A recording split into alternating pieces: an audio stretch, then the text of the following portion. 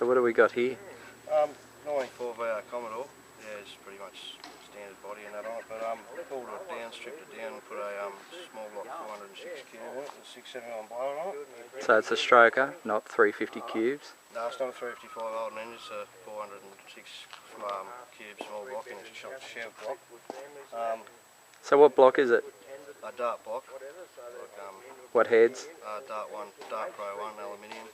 And you got a WEN 671 on it. 671 twin 850 Damon Blower Marines on it. 850s? Yeah, 850s. Wow, a lot of carb. Yeah. Power glide 3200 converter. It's just got a mini spool standard different at the moment. We've got a 9-inch got to put in. We just sort of got the car going. So this is the first time it's been going, isn't it? Yeah, first time it's been going in like three and a half years since I had the Holden engine in it.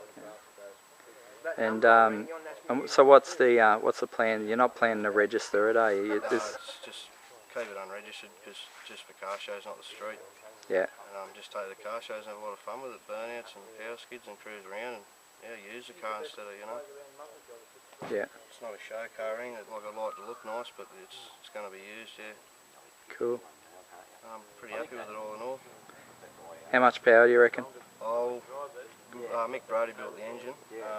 Not too sure on the power. His figures are a guess of about 650, 700, but I don't really mind. I'm not probably going to ever find out what the power is. Yeah, so as long as it does what you want it to do. Do what I want to do, yeah, but roughly about 650, 700 horsepower, yeah.